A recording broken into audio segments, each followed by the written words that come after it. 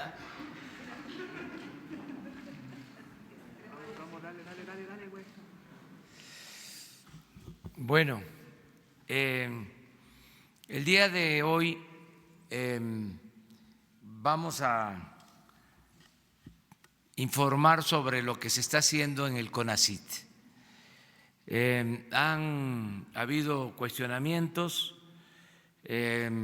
por un cambio que se está llevando a cabo en la política del CONACYT y le pedimos a la doctora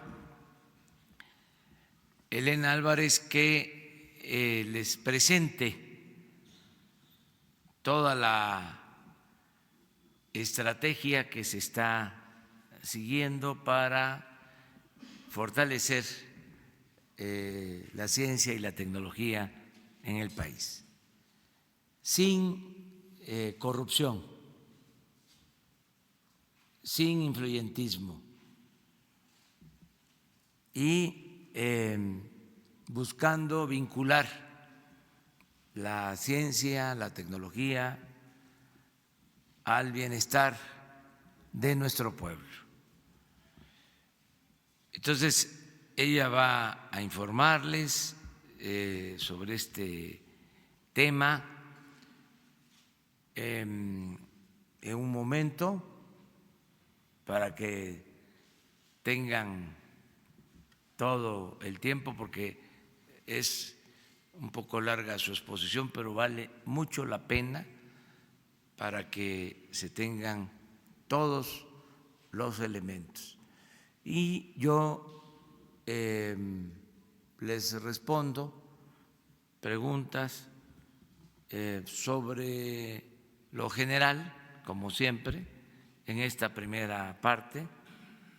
Empezamos, si les parece, a contestar las dudas que tengan sobre distintos temas. O sea, vamos atrás, ¿no?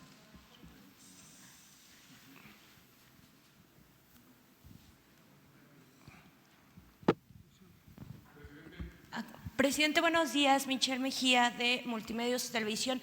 Preguntarle, durante las reuniones del Gabinete de Seguridad, ¿qué balance tienen sobre la incidencia delictiva en la Ciudad de México? En las últimas semanas ha habido un incremento, no sé qué reporte le ha dado la jefa de gobierno, Claudia Sheinbaum, y le pregunto porque hace también unos días se informó que también se va a instalar aquí la Guardia Nacional.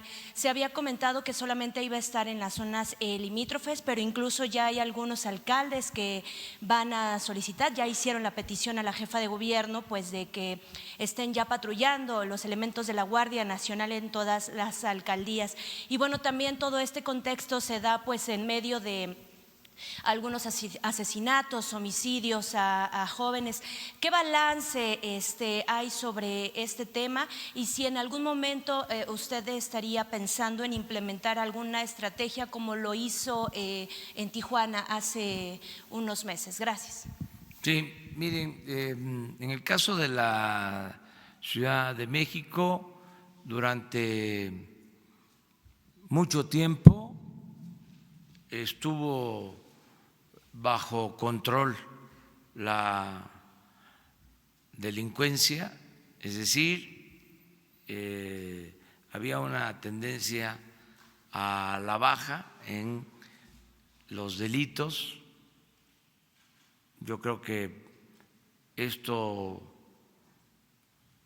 se mantuvo más de 10 años, se redujo mucho el número de homicidios cometidos, de robo de vehículos, y el año pasado empezó una crisis de inseguridad en la ciudad porque se descuidó la atención en materia de seguridad, sobre todo, insisto, a partir del año pasado. De modo que cuando recibe el nuevo gobierno ya tiene el problema en la ciudad. Ya es notorio que están creciendo los delitos, sobre todo el homicidio, que pasa de 2 homicidios a 6 diarios. Estoy hablando de un periodo de 10 años. Que aumentó mucho. La jefa de gobierno está haciendo un gran trabajo. Para empezar, todos los días está atendiendo el problema, igual como lo estamos haciendo a nivel nacional. Ella lo hace aquí en la Ciudad de México y, en efecto, al principio se pensó que no haría falta el que actuara la Guardia Nacional en la Ciudad de México, pero por la situación que se padece, sí va a haber Guardia Nacional en la Ciudad de México, en todo el territorio de la Ciudad de México. Esto está acordado con la jefa de gobierno y ya en los últimos tiempos ha venido dándose una disminución, pero no suficiente. Hace falta más presencia de elementos y de protección a los ciudadanos de la capital. En las últimas semanas, ¿son hechos aislados o sí tienen que ver a lo mejor con algún incremento? Se dejó que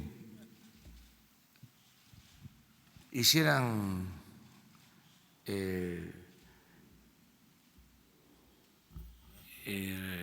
que echaran raíz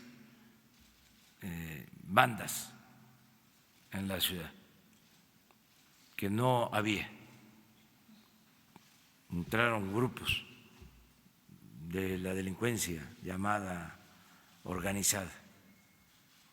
Esto calculo que se presentó más a partir del año pasado.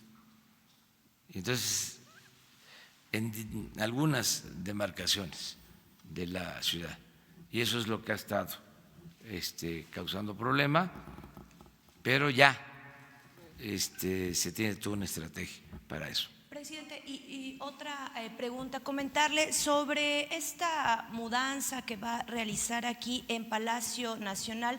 Hay algunas, algunas molestias por parte de algunos usuarios porque a raíz de este anuncio se han restringido algunos accesos a Palacio Nacional. Mi pregunta es, con esta mudanza, ¿va a haber alguna modificaciones en los recorridos? ¿Las visitas van a poder ser normales? ¿En qué parte usted va a poder, va a vivir exactamente? En un lugar muy reducido, en un departamento que existía desde la época del presidente Calderón, y no se va a limitar a nadie la estancia, lo mismo las visitas al Palacio. Me río porque están hasta hablando de que vamos a desaparecer a los gatos del Palacio. No, nada de eso. No, es que se lo pregunto porque tuvimos la oportunidad de hacer un recorrido y sí hay algunas áreas que ya están restringidas, por ejemplo, el jardín, el área de los murales. Sí, el jardín se está cuidando. y se está conservando, pero es un proceso porque estaba abandonado el jardín botánico, que es de historia. Entonces se están cuidando los espacios, pero no para volverlos exclusivos. ¿Los cierres son momentáneos nada más? Sí, para poner orden. Estaba abandonado el palacio, no venía nadie y no les importaba la situación en el palacio. Incluso les puedo decir que se van a recuperar áreas que se van a conservar, no se van a utilizar salones, se van a mantener porque pues es la historia, es el patrimonio cultural histórico de México. La parte que se va a utilizar para trabajar, las salas de junta, son las áreas que usaba el Estado Mayor, que tenía mucho espacio, bastante espacio, eran los que tenían el control del palacio, y ya son áreas, vamos a decir, impactadas, que ya no son los pisos de madera. Aquí donde estamos se puso esta alfombra, se hizo hasta un cuestionamiento porque el piso, ¿sí?, se tenía que proteger, porque es parte del patrimonio cultural.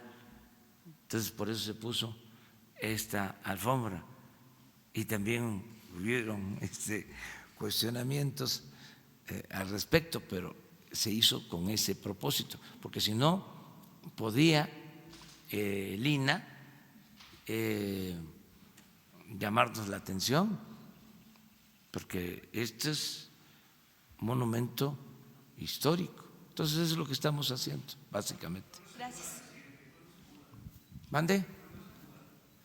Pues cuando termine Jesús la escuela, como lo dije, y también con la idea de no abandonar la casa. Cuando tenga mucho trabajo aquí, que a veces sucede y es frecuente, pues irme a la casa y regresar, pues siempre es más trabajo. El quedarme aquí, que ya lo he hecho, ya me he quedado varias ocasiones, me ayuda mucho porque me evito el tráfico. No mando, como era antes, a que me limpien la calle, porque voy a pasar. Me voy como cualquier otro ciudadano. Entonces, hay veces que hago 1 hora, a veces más. Lo mejor es en la mañana, que hago 25 minutos, media hora, temprano, pero ya en la tarde sí hago más tiempo.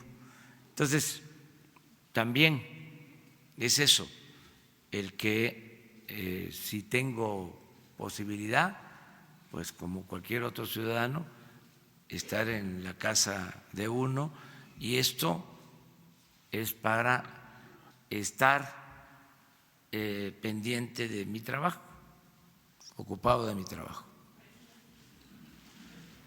Ustedes dos. ¿Por los tres?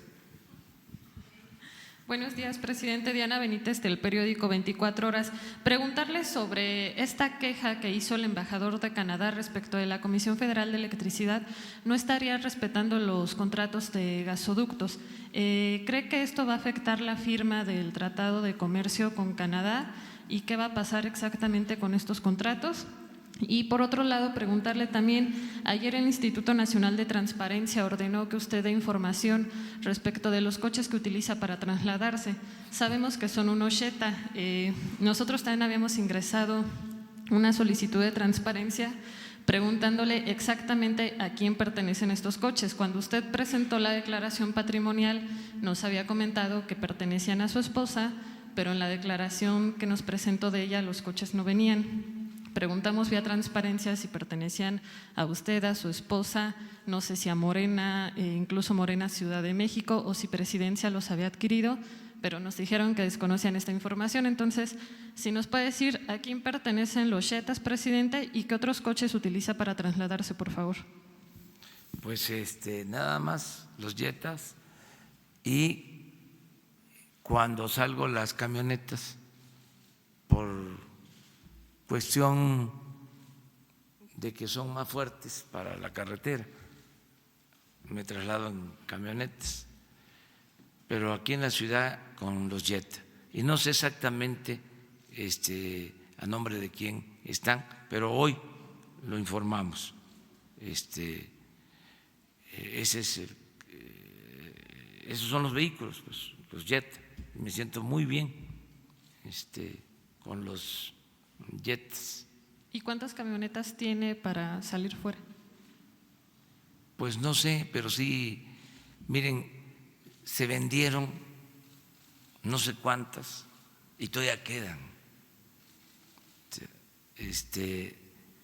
Habían como 50 camionetas, unas machuchonas, blindadas, que me daría pena subirme a una camioneta de esas, pues es como el avión presidencial. ¿No se subieron ustedes al avión? Algunos sí se subieron. Bueno, era impresionante, según me cuentan.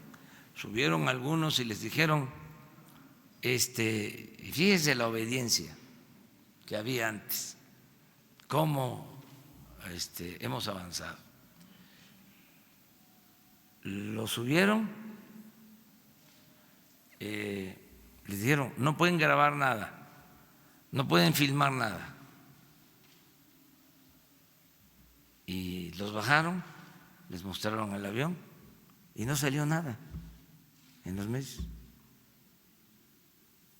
Ahora la vida pública es cada vez más pública y es de celebrar la transparencia.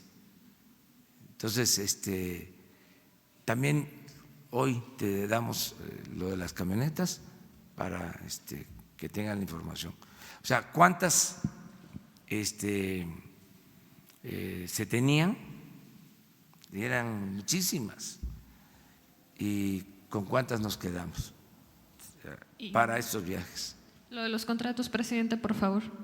Lo de los contratos, aquí se dio a conocer de que esos contratos eran abusivos. Yo les llamé contratos leoninos, porque se entregaron con todos los beneficios para las empresas.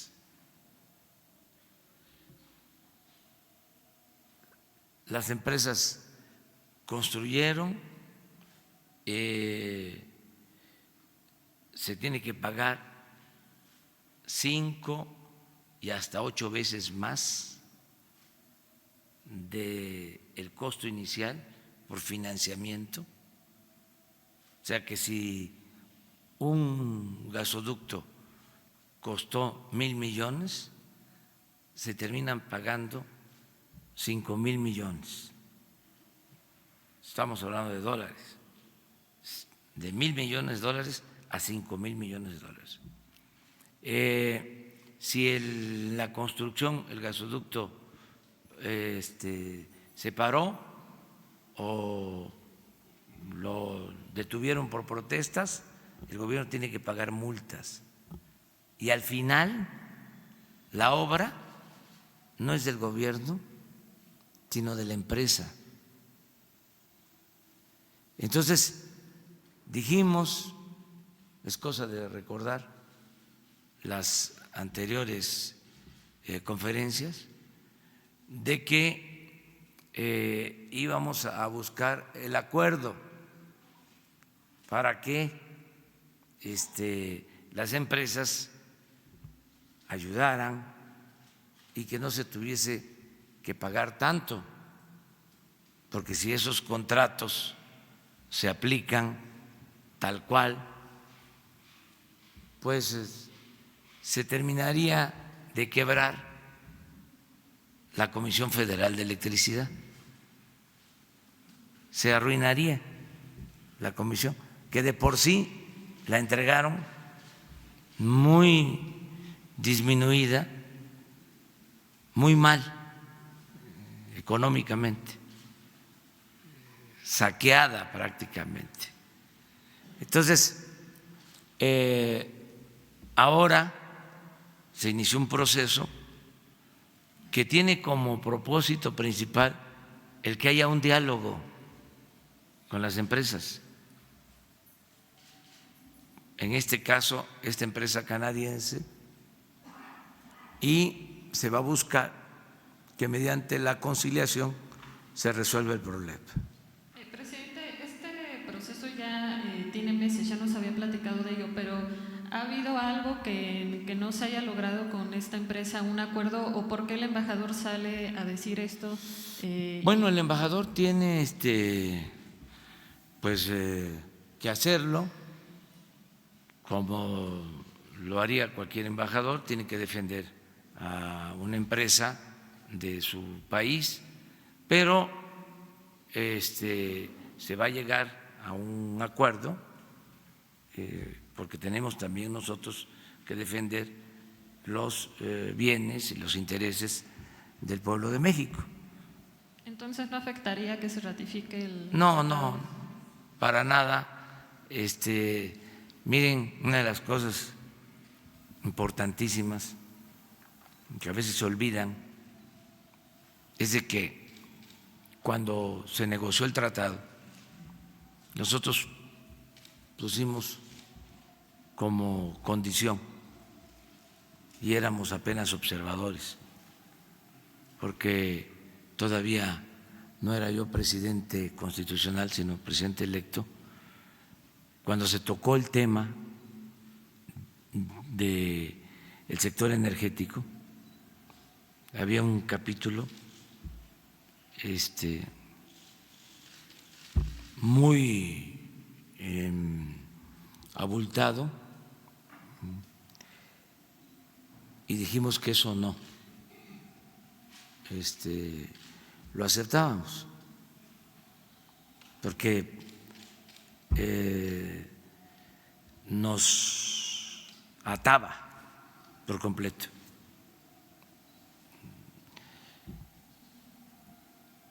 Hubo como una semana de tensión, se rompieron las pláticas,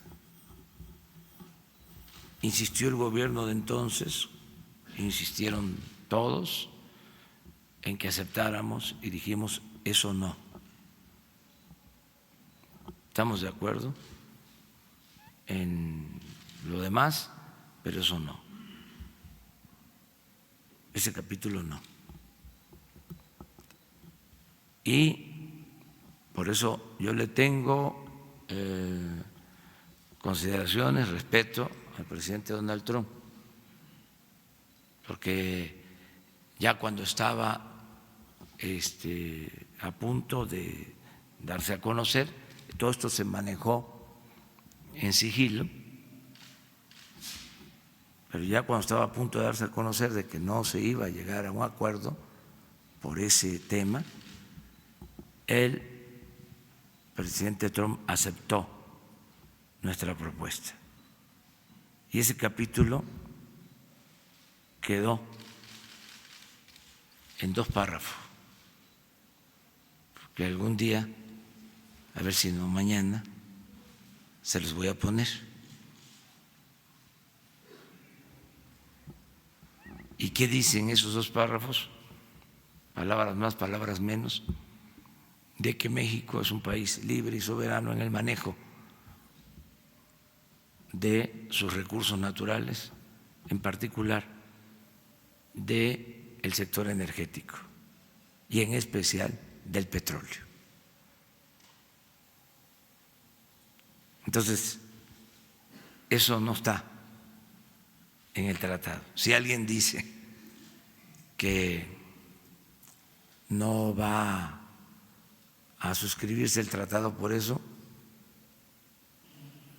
la respuesta es: eso no está acordado, para que quede claro. Y además, lo que se está haciendo es un procedimiento legal y buscando que se llegue a un acuerdo, porque consideramos que fue un abuso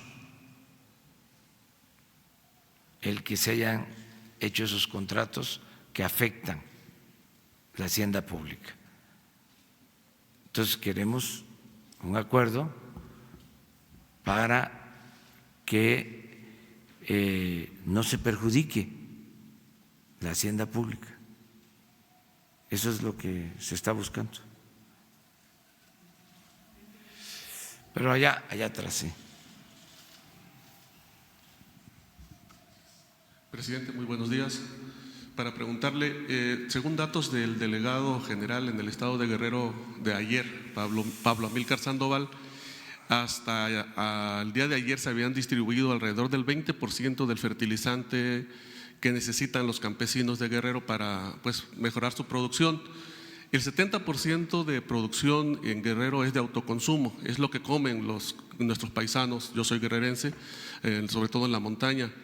Entonces, la preocupación es de que se está normalizando la temporada de lluvias y pues al parecer el coordinador nacional del fertilizante, Jorge Geig, pues despacha de traje y corbata acá en la Ciudad de México, pero tiene 26 días que no va a Guerrero y no se ha entregado. El fertilizante los guerrerenses están preocupados, pues los campesinos guerrerenses, porque no se ha terminado y no ven que se pueda terminar en el tiempo que queda. A esta fecha, el año pasado ya se habían repartido el 90% del fertilizante.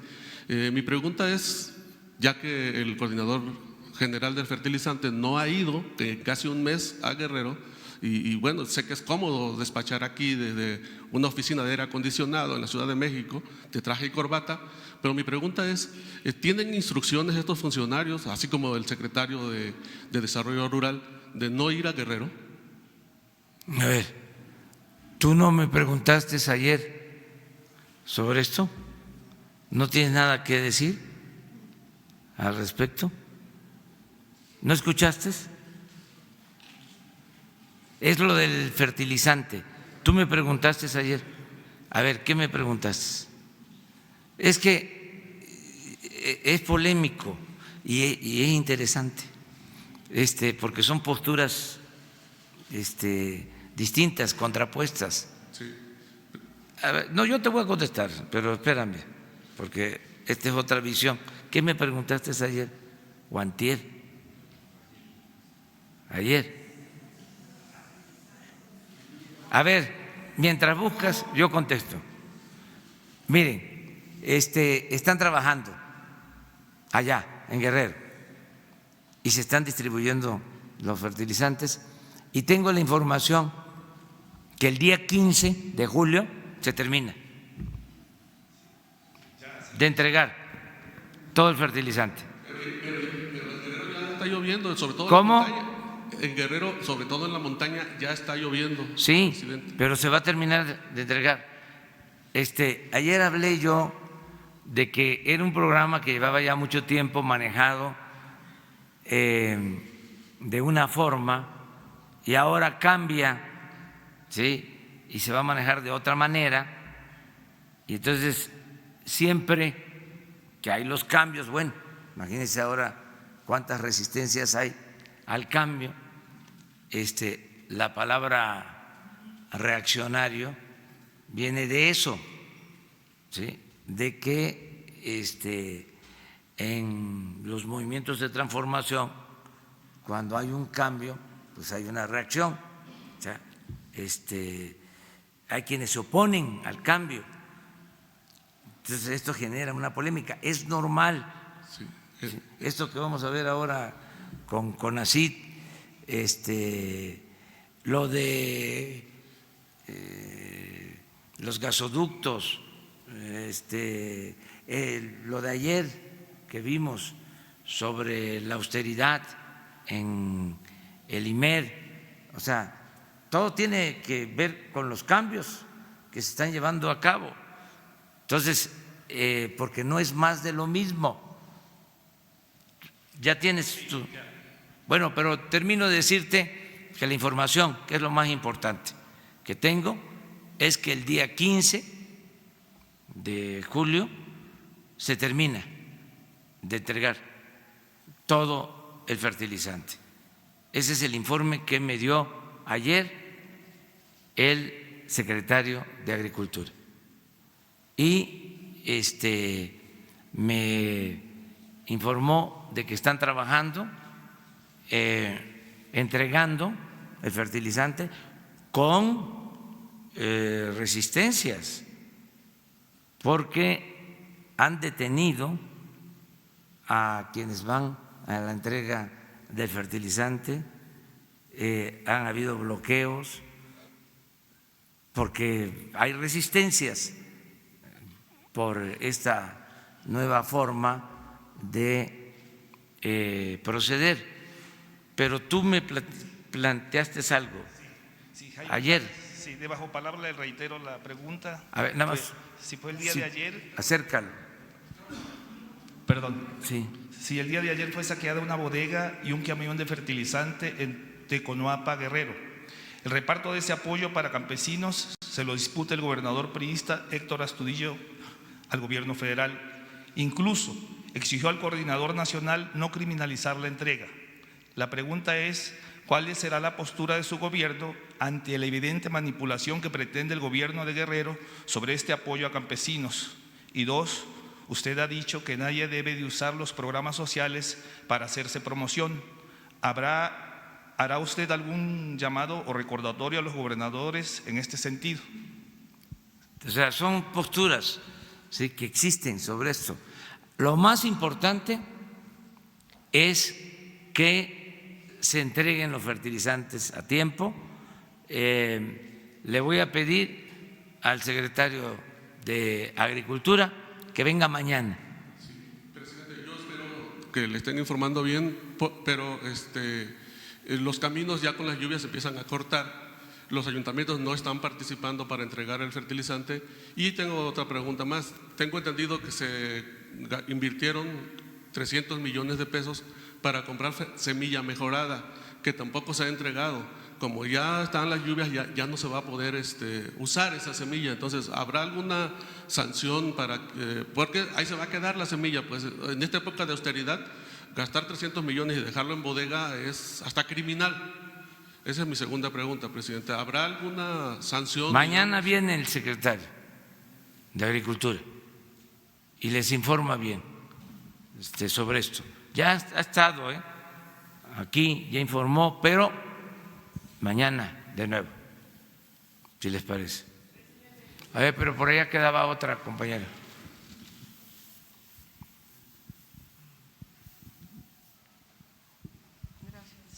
Buenos días, presidente. Guadalupe Vallejo, de Notimex. Primero, nada más si nos puede ampliar brevemente, ¿qué fue lo que pasó? Se habló con Claudia Sheinbaum, con la jefa de gobierno, sobre el número de elementos que entrarían y cuándo patrullarían. Eso nada más para aclarar un poco la nota que nos dio ahorita. Sí, ya se trató con ella y se está ayudando desde hace como 2 meses se le está apoyando con elementos, ¿no? ¿Hay algún número? No tengo el dato. Miren, en general vamos a atender todo el país con 70,000 elementos. Con esos vamos a iniciar la Guardia Nacional. 70,000 elementos en el país que van a ir aumentando. Vamos a llegar como a 130, 140,000 elementos. Fíjense, ¿saben cuántos habían? 10,000 efectivos. Y vamos a empezar el domingo con 70,000. Entonces, se va a dar a conocer toda la estrategia de atención de la Guardia Nacional. Se le está dando prioridad, ya se cuenta con el presupuesto. Se va a informar todo el domingo, porque si no, ya que les vamos a poder decir ahí, o sea, si se los adelanto, esperemos un poco, y además para que lo hagan quienes han estado trabajando, el comandante de la Guardia Nacional, el general Bucio, y el secretario de la Defensa, el secretario de Marina, el secretario de Seguridad Pública, todos los que han estado en la conformación de la Guardia. Ya incluso se tienen todos los reglamentos, Protocolos, ¿qué es lo que todos espera? los protocolos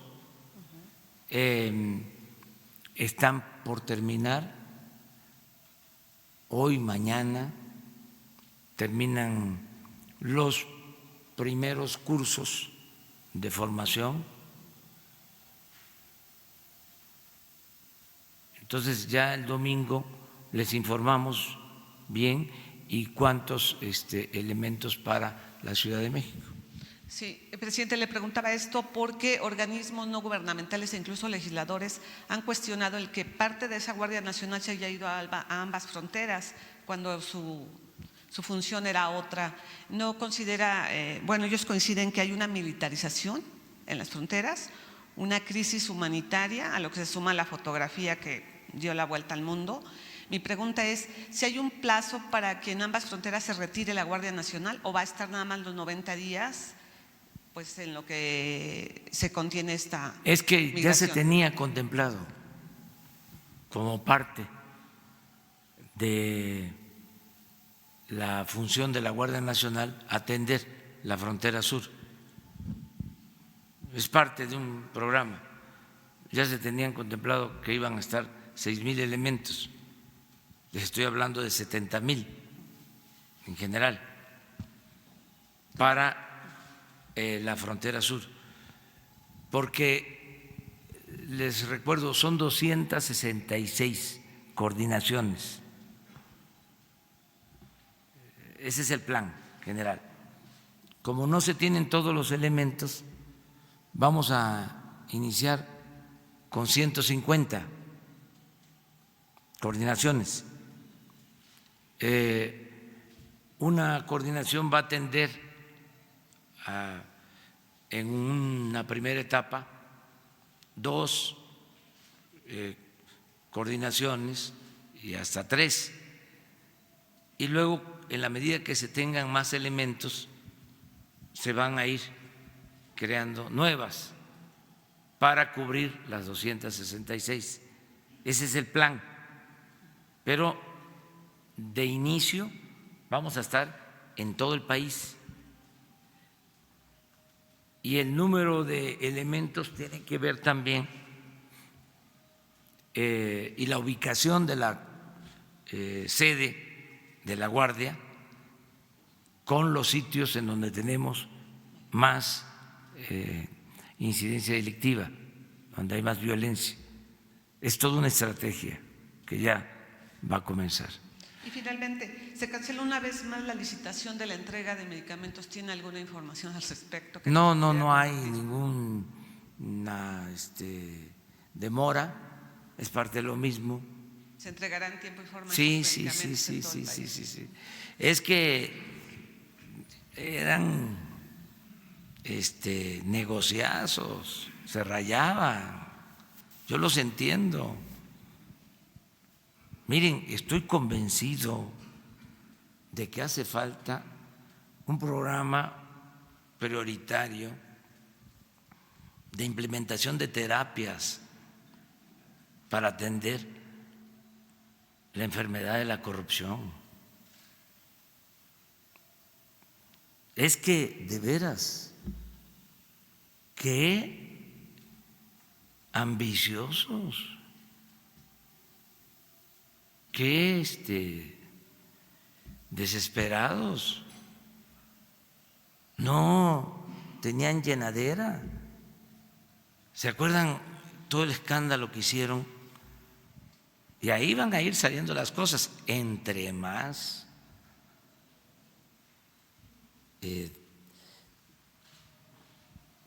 se resistan,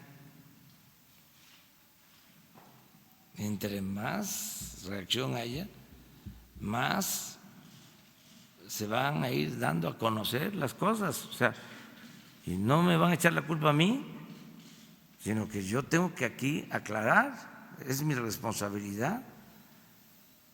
¿Se acuerdan todo el escándalo de que se iba a quedar sin promoción el turismo porque se iba a utilizar el fondo de fomento turístico para el Tren Maya? Pues ya estamos a punto de terminar una investigación de malversación de fondos del Fondo del Turismo. Se llevaban el dinero al extranjero. Sí, vamos a informar, claro que vamos a informar. Lo mismo lo del sargazo. Hoy veo una nota, dice, se va a perder el 20% de la afluencia turística por el sargazo en la próxima temporada. Ya están pronosticando que nos va a ir mal. ¿Qué pasaba? Pues tenían también el negocio del sargazo. Aunque parezca increíble, eran capaces de declarar alarmas, estado de emergencia, para que entrara ese programa que se llama, el que se usa para el rescate,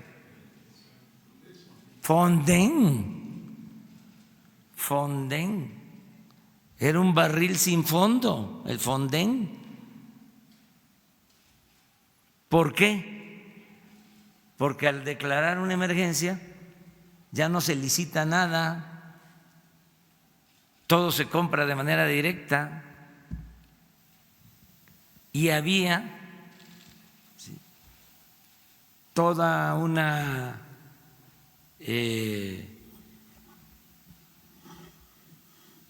constelación de empresas alrededor del Fonden, que eran las que vendían todo,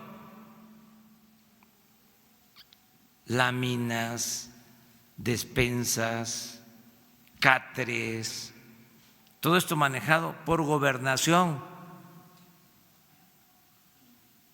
pero miles de millones de pesos. Y así también lo del sargazo. Yo recuerdo que me presentan un programa por lo del sargazo y era para contratar una empresa. Me lo presentaron un día, el programa, y me fui a la casa de ustedes leyendo el programa, y era la contratación de una empresa para atender el problema del sargazo. Leo el programa y pues no me gustó porque era lo mismo, ¿no? O sea, ¿por qué contratar una empresa? ¿Qué no tenemos nosotros una institución tan profesional como la Marina, que tienen embarcaciones, que tienen aviones para tomar fotografía, para saber qué está ocurriendo en el mar, para hacer estudios, además con profesionales, con marinos responsables? ¿Por qué no la Marina se hace cargo de atender este problema? Que aprovecho también para decir que surge, y en eso no se han ocupado muchos de los ambientalistas, surge porque se permite la utilización masiva de agroquímicos que van al mar y que producen este fenómeno de lo del sargazo por la contaminación de mares, que es un asunto de muchos países que se afectan por esta situación. Bueno, para mi sorpresa, también de regreso en el Jetta, empiezo a ver las noticias y me encuentro una columna de, ¿cómo se llama el conductor de un programa de Televisa? Lore de Mola. Una columna en donde ya está denunciando que el gobierno va a contratar a una empresa a la que yo estaba, a la que me estaban proponiendo, y que era un gran negocio. Entonces, se hace la reunión en la mañana y les comento, fíjense que sucedió esta situación, qué casualidad. Entonces, ahí se toma la decisión, va a la Marina, y cuidado, porque aquí hay tranza. Eso es lo que hacemos todos los días, estamos pendientes, pero realmente sí es una enfermedad y sí hace falta cursos, talleres, sesiones de terapia para curar la corrupción. Sí es un problema. Entonces, yo los entiendo, están molestísimos porque era un botín el gobierno y ya estaba familiarizado aquello de que tú por qué defiendes o por qué te metes a defender si no es tuyo el dinero. ¿Cómo no? Es de todos. Todos tenemos que ser guardianes del dinero público. Entonces, esas son las resistencias que estamos enfrentando. Por eso, pues hay estas inconformidad, pero ofrecemos disculpas por las molestias que esto ocasiona, pero va para adelante la cuarta T, la 4T.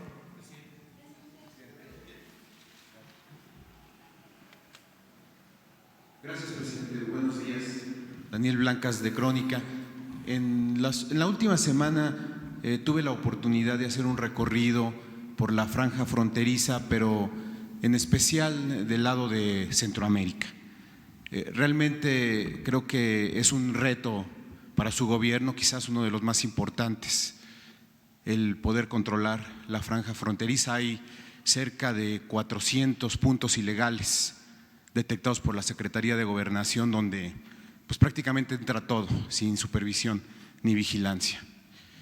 Presidente, antes de hacerle la pregunta, quisiera hacerle una petición especial para que pudiera usted invitar al titular de aduanas y al titular del Instituto Nacional de Migración para que nos ofrezcan un diagnóstico de lo que de lo que el gobierno está haciendo respecto al tráfico de personas y al tráfico de mercancías en esa región del país.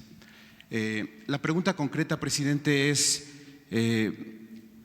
difícilmente habrá un control del gobierno mexicano para el tráfico o para el tránsito de personas. No lo va a haber porque pues estamos hablando de una frontera de 1,419 kilómetros.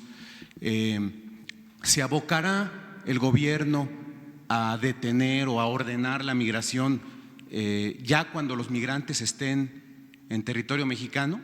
Es decir, esa es la estrategia, ya cuando estén adentro, porque le repito, en la frontera va a ser imposible que lo logren. Pregunté también, presidente, a todos los, prácticamente a todos con quienes me topaba, migrantes, polleros, coyotes, agentes, abogados, etcétera. En ninguno de los testimonios, presidente, encontré que hubiera referencias que avalaran lo que está diciendo Estados Unidos respecto a este incremento descomunal de migrantes a partir de abril, de marzo, de mayo, porque estamos hablando de que había en promedio 40,000 migrantes que entraban o que eran detenidos en la frontera sur de Estados Unidos y de repente surgió o saltó a 150,000. No encontré ningún testimonio que fuera en ese sentido, presidente. ¿Hay la posibilidad, o lo ha considerado así el gobierno mexicano, de que el gobierno de Estados Unidos esté mintiendo en sus cifras? ¿Esté mintiendo en sus cifras con fines políticos? ¿Tiene el gobierno mexicano la manera de confrontar las cifras de Estados Unidos? Bueno, sí. Miren, cuando se produjo la crisis, la primera reunión que tuvo el grupo que nos representó en la Casa Blanca con el vicepresidente de Estados Unidos, lo primero fue mostrar el dato del crecimiento del flujo migratorio. Entonces, eso se tiene.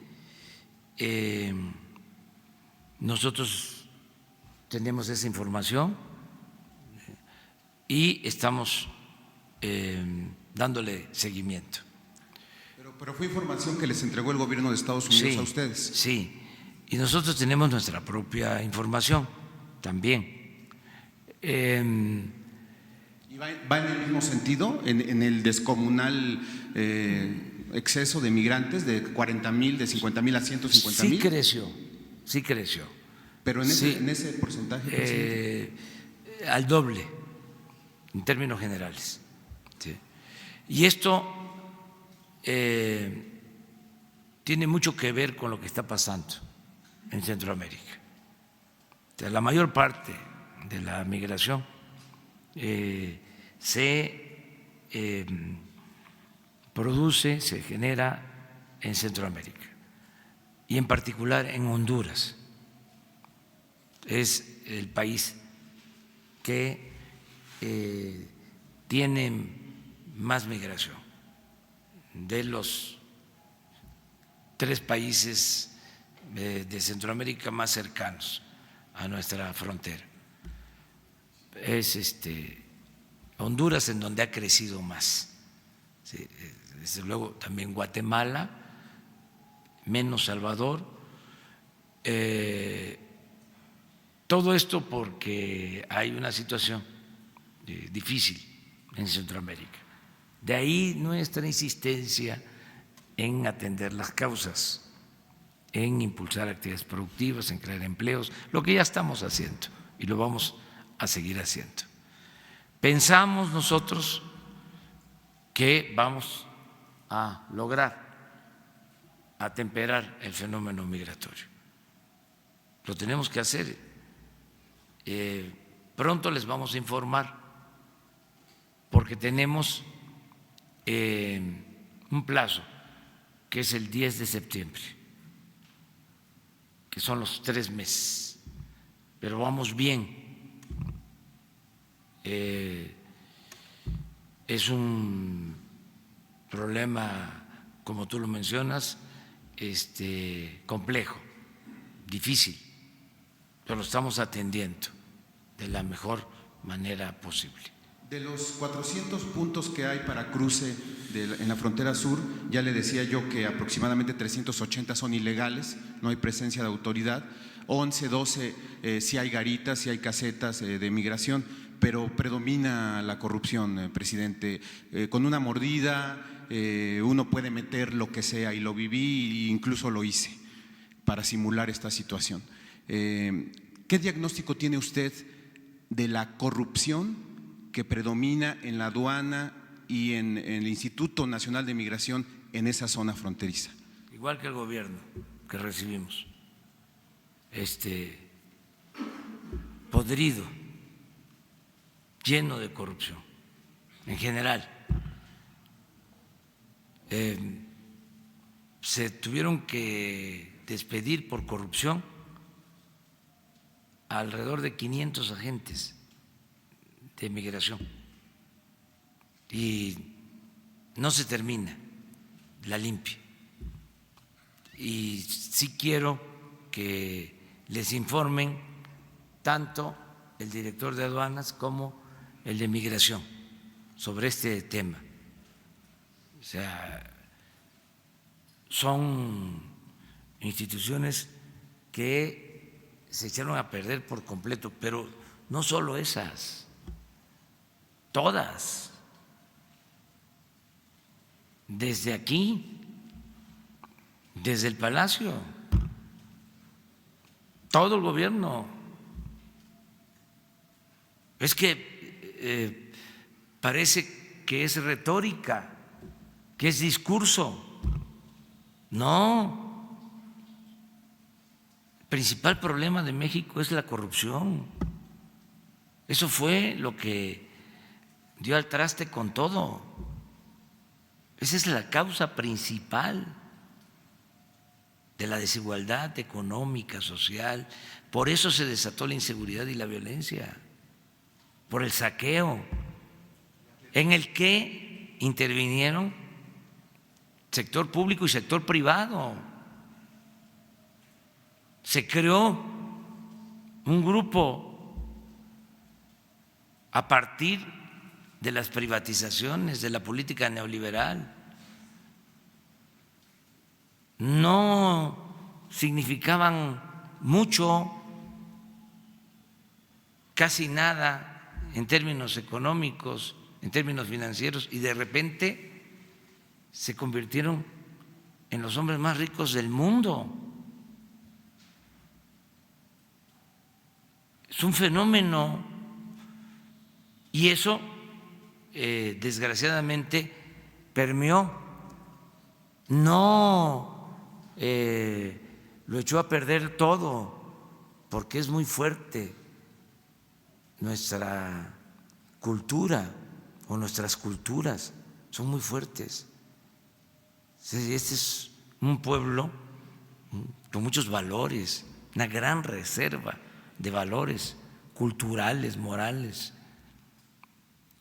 espirituales. Resistió nuestro país por nuestra cultura, nos salvó nuestra cultura, nuestras culturas nos volvieron a salvar. Pero sí era un asunto grave. A mí me corresponde estar decidiendo a quién nombrar. ¿Y saben qué prevalecía? No era lo más importante la honestidad, lo más importante era la eficiencia o la supuesta eficiencia. ¿Dónde estudiaste? ¿Qué nivel académico tienes? ¿Sí? Eso era lo que importaba más. ¿De qué grupo eres? Aquí los potentados tenían a sus empleados en todas las dependencias para defenderlos. El gobierno estaba tomado, secuestrado, era un comité al servicio de una minoría rapaz. Y eso, pues, era el ejemplo para todos. El funcionario, el servidor público de abajo, veía lo que hacían los de arriba, ese mal ejemplo, decía, si lo hacen arriba, ¿por qué no lo voy a hacer yo? Si yo no cobro o no pido un soborno, una mordida, si lo están haciendo arriba, si están dando el mal ejemplo. Entonces, hoy sale un reportaje también en El Financiero. Dice, y lo digo con todo respeto, o sea, si mencionamos los periódicos es parte de la polémica, sin censura, sino porque son enfoques. Dice la cabeza de la nota, dice Octavio Romero, preocupado por limpiar Pemex, pero los inversionistas quieren que se preocupe por aumentar la producción. ¿Sí? ¿Se dan cuenta? Bueno, ¿qué no se lleva el limpiar Pemex con que haya más producción? Es más, si no se limpia Pemex, no hay más producción. Sí, pero son las concepciones que prevalecen. O sea, ¿qué es lo que queremos en el caso de Pemex? Limpiarlo y que haya producción, y lo estamos logrando. Y también, como lo comentaba yo ayer, se cometen errores, pero se pueden resolver los problemas cuando hay injusticias. Esto del IMER, imagínense, toda una protesta justificada por 10 millones de pesos o 20, pues era lo que se le daba a un columnista. ¿Cómo vamos a hacer problema de eso? Además, se trata de trabajadores, como aquí se dijo, yo creo que recibían como 5 o 6 mil pesos, 8 mil. Entonces, si hay una injusticia así,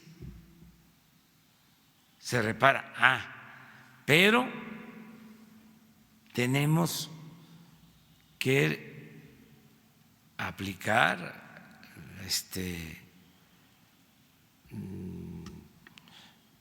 los cambios.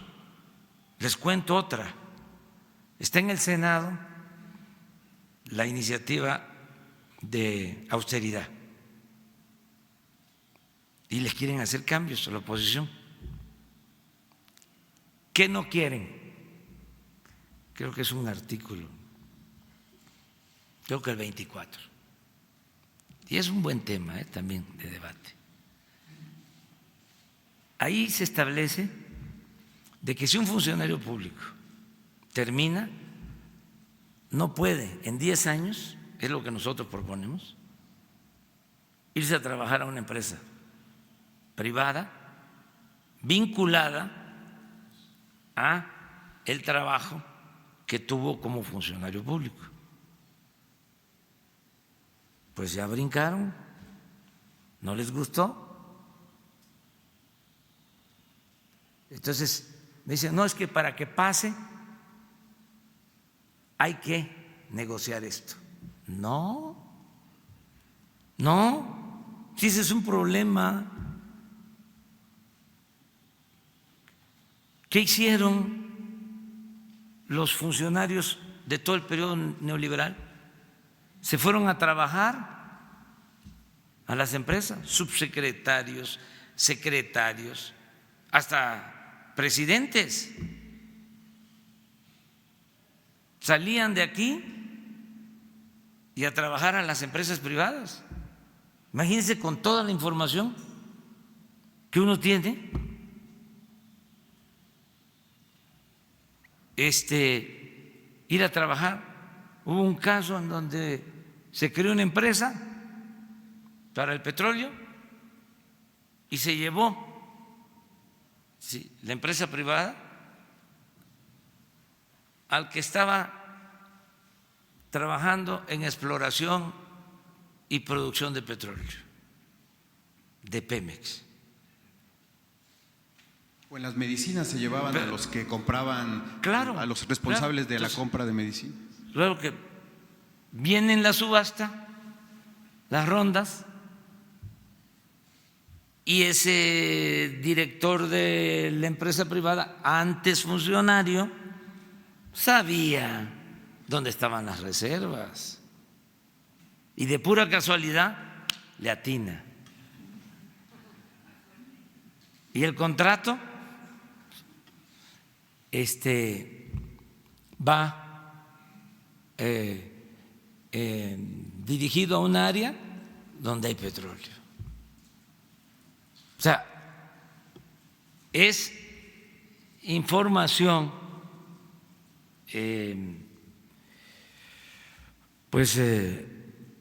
reservada que se utiliza con otros propósitos.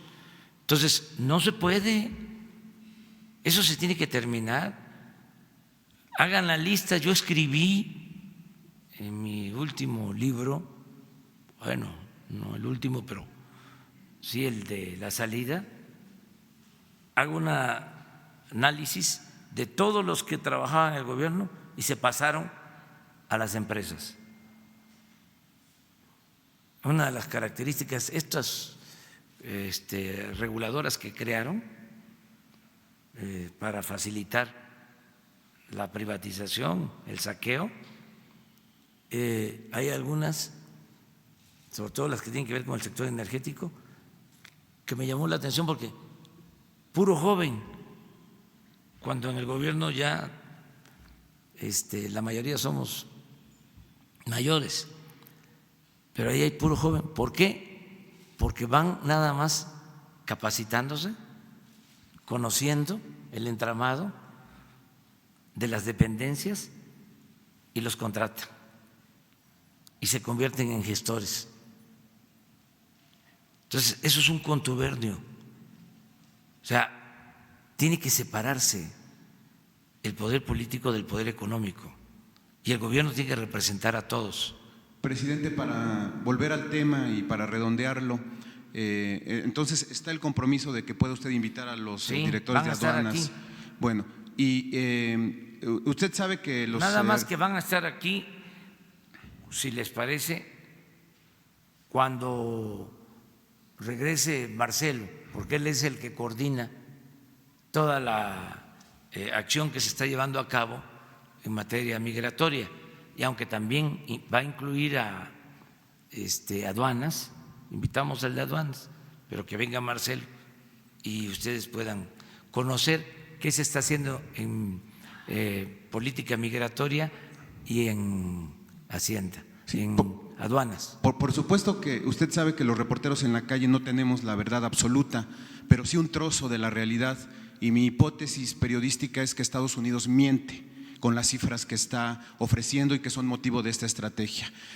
Para esta situación, presidente, bueno, le digo esto porque incluso tuve la oportunidad de recorrer fincas de café, que es lo que refería el canciller, y no hay indicios de que hubiera una caída tan drástica que hubiera derivado en ese flujo migratorio. Pero bueno, la última petición, presidente, es por medio de Jesús o de usted, que nos pudieran dar las cifras que tiene el gobierno mexicano y con las que contrastó lo que dijo Estados Unidos en su numeralia. Si nos pueden ofrecer esas cifras para que nosotros las podamos comparar.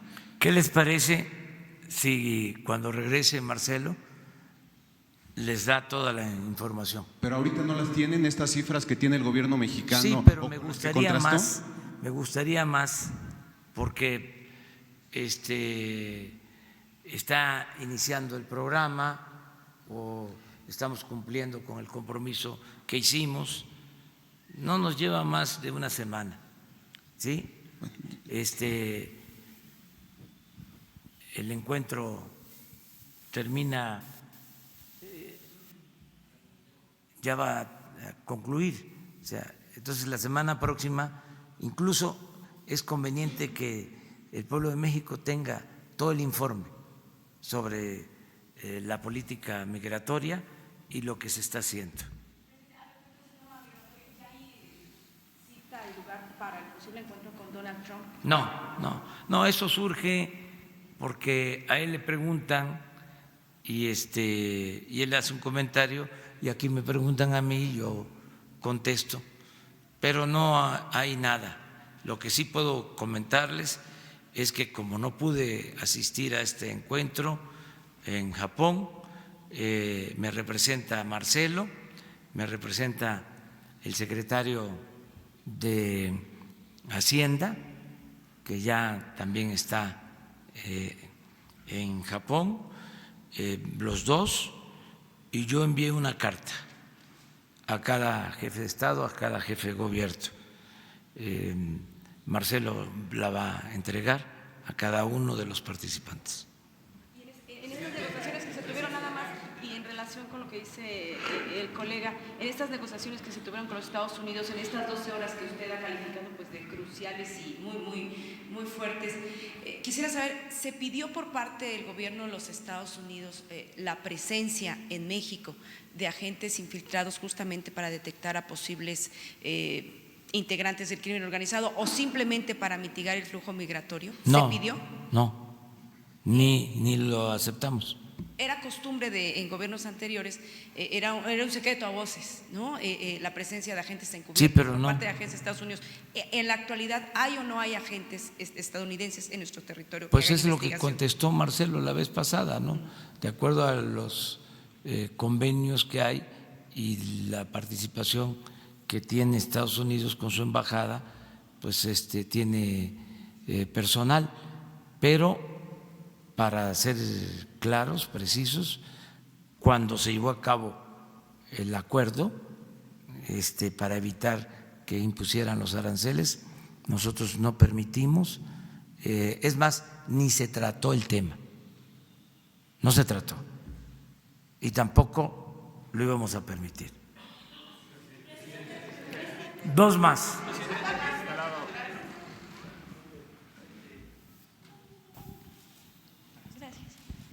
Buenos días, presidente, buenos días. Los dos. Uno, Marco Antonio Olvera, de Radio Latino, California. Buenos días, presidente y secretaria. Preguntarle, el día de hoy en nuestro periódico damos a conocer en el Sol de México que las iglesias evangelistas van a participar en la difusión de la cartilla moral, van a estar realizando sesiones de estudio al interior de sus centros religiosos sobre lo que es la cartilla moral. Y pues bueno, preguntarle si ha considerado también que otras religiones hagan lo mismo como la católica, y bueno, si van a estar incluidas, y si no, cuál es la razón. Y bueno, también saber si esto no interviene con el principio de Estado laico, y si en caso de que intervenga, pues entonces desistiría de que se lleven a cabo estas reuniones. Gracias. Mire, nosotros vamos a seguir manteniendo buenas relaciones con las iglesias en el marco del Estado laico y de la libertad religiosa. Y todo el que quiera ayudar para que podamos conseguir la paz en el país es bienvenido. Es una convocatoria abierta, amplia. Incluso voy a tratar este tema, es uno de los puntos de varios asuntos en el Zócalo el lunes. La convocatoria a conseguir la paz con la participación de todos los mexicanos. Entonces, ¿usted está de acuerdo en que los grupos religiosos estudien en su interior la cartilla moral Yo y sí, la Constitución? y ojalá y todos hagamos lo mismo. ¿Por qué no? No se viola el Estado laico, entonces, con eso. Es que no hay ninguna violación al Estado laico. Es muy importante definir qué es el Estado laico. O sea, en esencia es que no haya una religión oficial o predilecta, que el Estado no tenga preferencias por ninguna religión y que se respete la libertad a creer o a no creer. Pero ahí dice que en el artículo 130 que las asociaciones religiosas no pueden participar en políticas públicas. ¿No sería el caso? Pero no es el caso. No es el caso.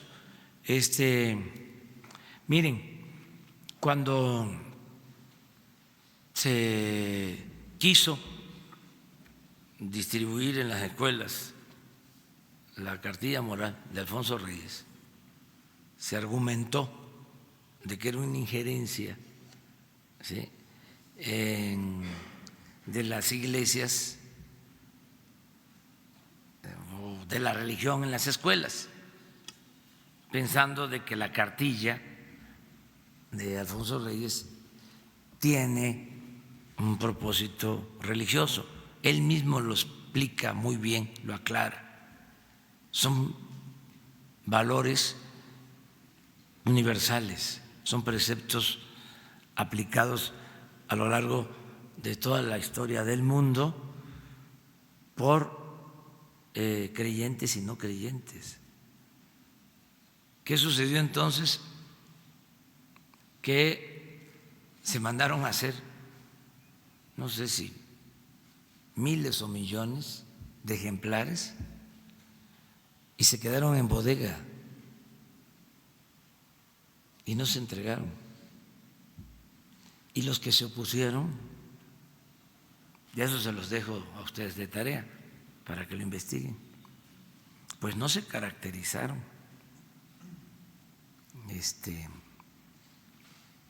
según los hechos por actuar con moralidad.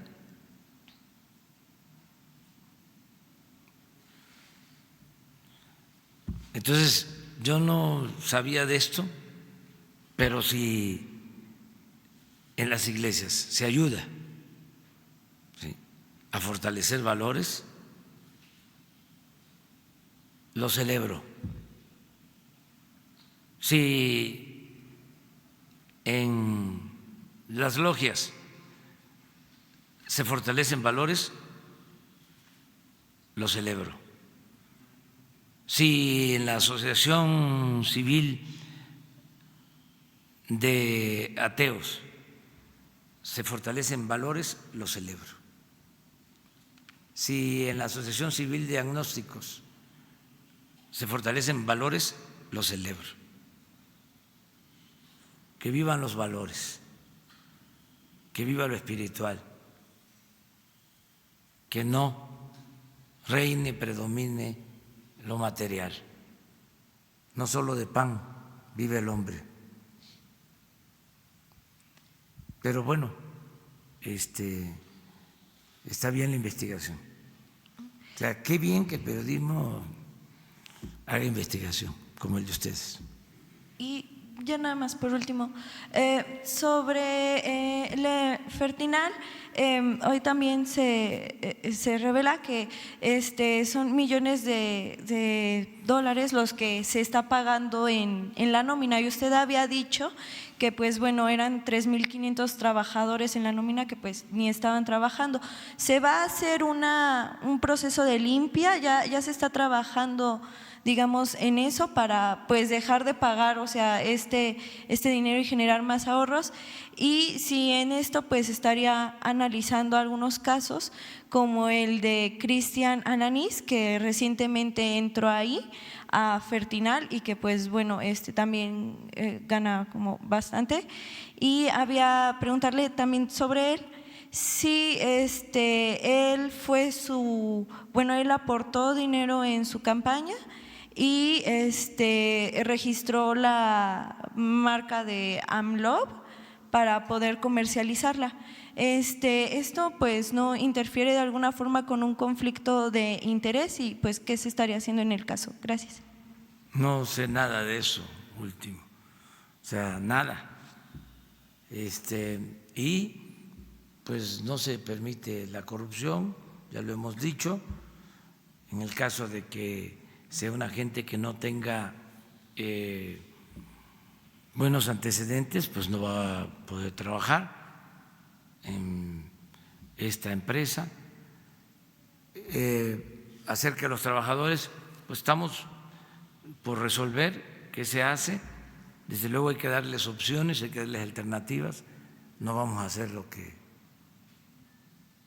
hicieron otros gobiernos, que de repente 40,000 trabajadores despedidos. Eso no. O sea, tenemos que buscar la forma de darles opciones, de darles alternativas. Y lo estamos ya haciendo, pero tenemos que resolver primero, ya están trabajando los especialistas, ¿en qué hacemos? Porque hay tres opciones. Una es reactivar todo el sistema de producción de fertilizantes, ¿sí? Ser una empresa del Estado, de la Nación, para producir los fertilizantes, uniendo todo lo que está disperso, porque son muchas plantas y la mayoría en estado improductivo, es decir, algunas en ruinas por completo. Entonces hay que integrar todo el sistema y hay que invertir para crear plantas o rehabilitar plantas, o sea, y tener este consorcio del gobierno o del Estado. Esa es una opción.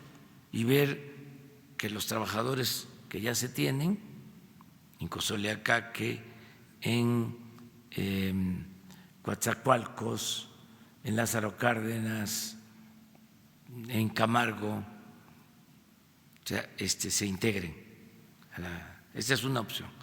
O sea, si vamos a la producción de los fertilizantes para no comprarlos, porque ya les dije, en el periodo neoliberal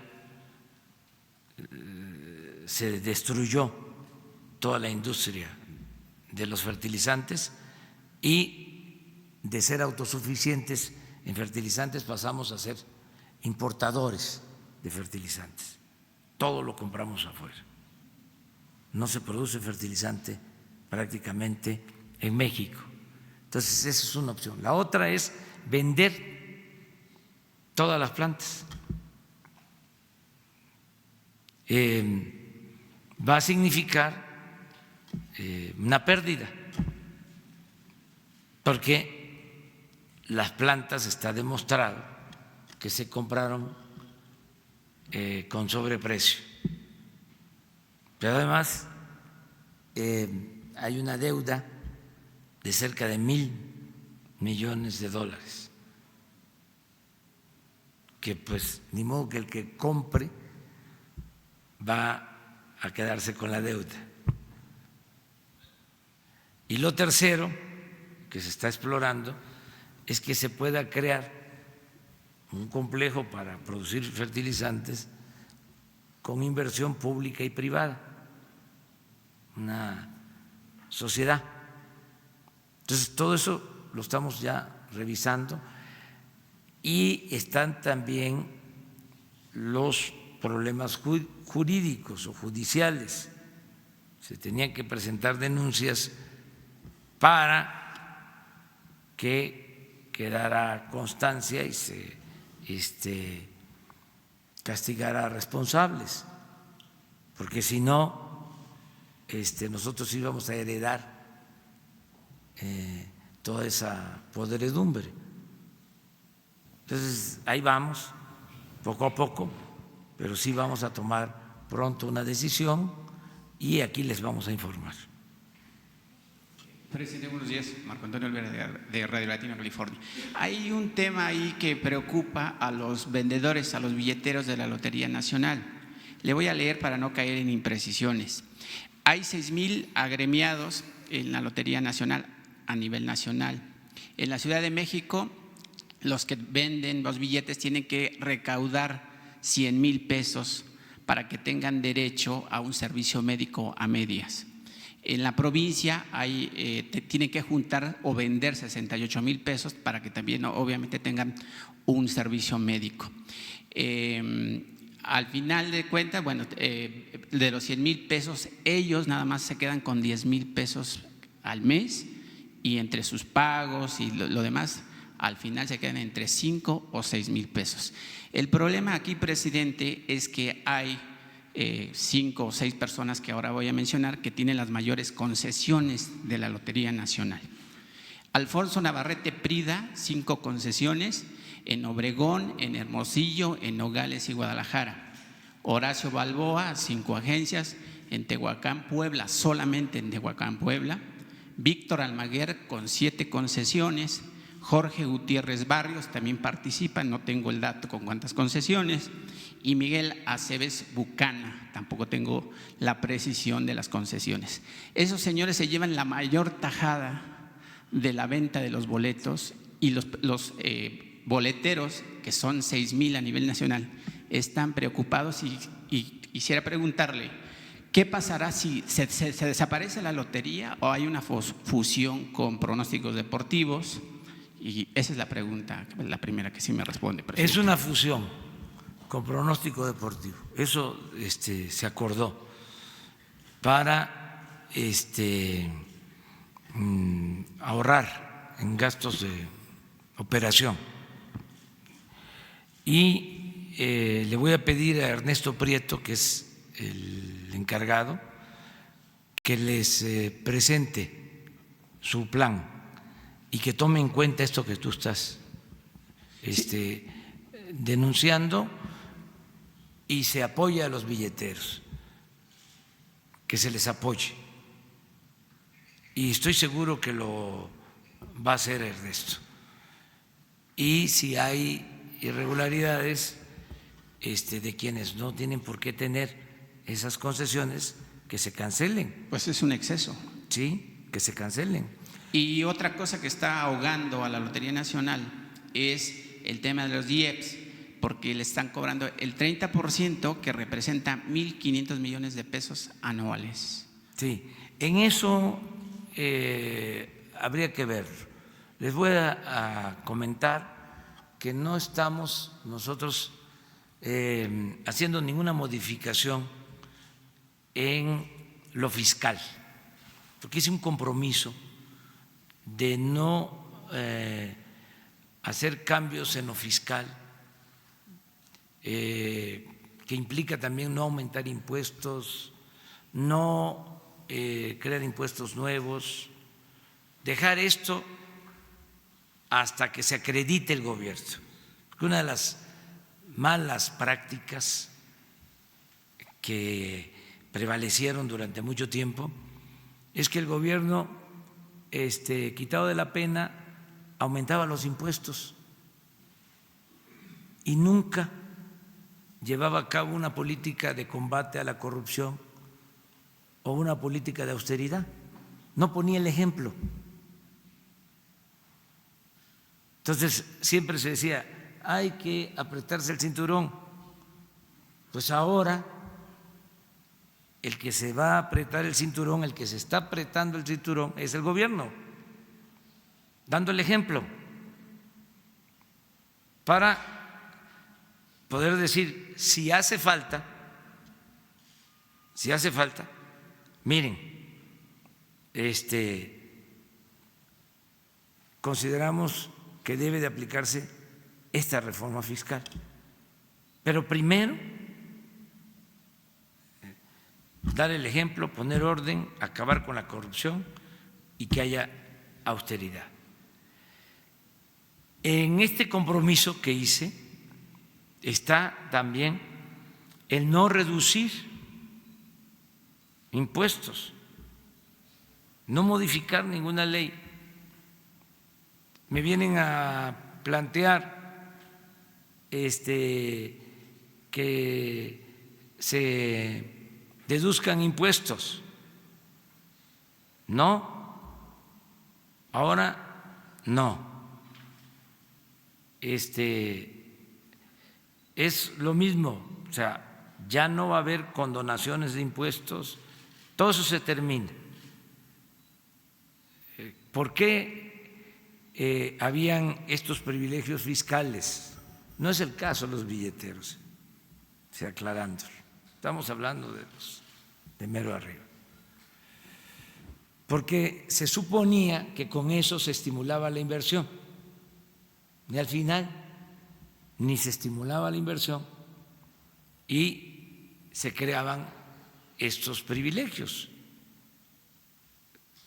Una evasión fiscal enorme.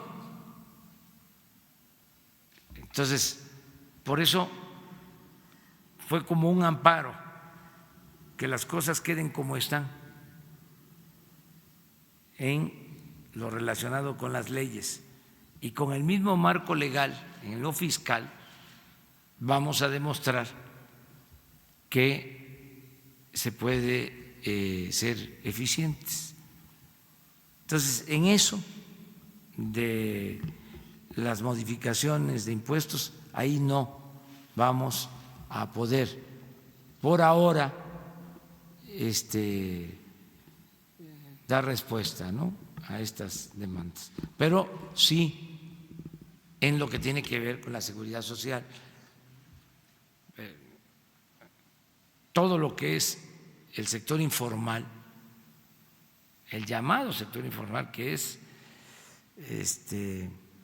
tan importante socialmente y económicamente como el sector formal, porque vive de esa manera mucha gente, millones de mexicanos que se buscan la vida como pueden y muchos de ellos no tienen seguridad social, muchos.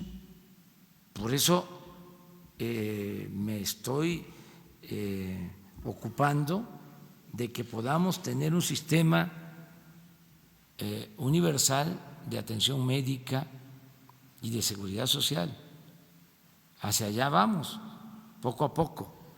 pero sí le voy a pedir a Ernesto Prieto que platiquen y si es necesario que informe aquí con ustedes qué están haciendo, cómo está esto de las concesiones, cómo está lo de los billeteros, que me consta gente trabajadora y humilde. Llevan un mes pidiéndole una cita y no los ha atendido. Pero ya llegó el momento. Okay. La justicia tarda, pero llega. Y una última pregunta, presidente. Usted, cuando anunció que no iría a la reunión del G20, dijo que mandaría una carta, que ahorita lo acaba de precisar, y de los temas medulares dijo que iba a hablar sobre el calentamiento global, la desigualdad, la pobreza y todo ese tema. Me gustaría, si puede, precisar cuál es el tema medular de esa carta. Por las circunstancias, el tema es migración. La propuesta que estamos haciendo para enfrentar el fenómeno migratorio. O sea, a los jefes de estados y de gobierno, de manera muy respetuosa, una modesta aportación. Muy bien, muchas gracias. Nos vemos. Mire, es un orgullo para mí presentar a María Elena, que es la directora del CONACYT y ahora les va a agregar, les va a informar de que CONACYT lleva en medio una H, ¿verdad? Sí. Una H, porque es humanidades. Es una mujer ejemplar, inteligente, Premio Nacional de Ciencias 2017. Y lo más importante de todo, una mujer honesta, consecuente. Entonces le pedí que les explicara cómo está el programa para el fomento a las ciencias, todo lo que tiene que ver con la tecnología, con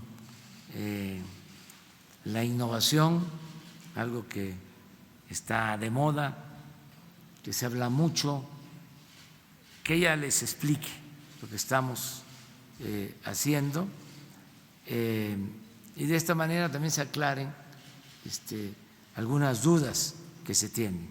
Entonces, les dejo aquí a María Elena. Muchas gracias. Muchas gracias. Muchas gracias, señor.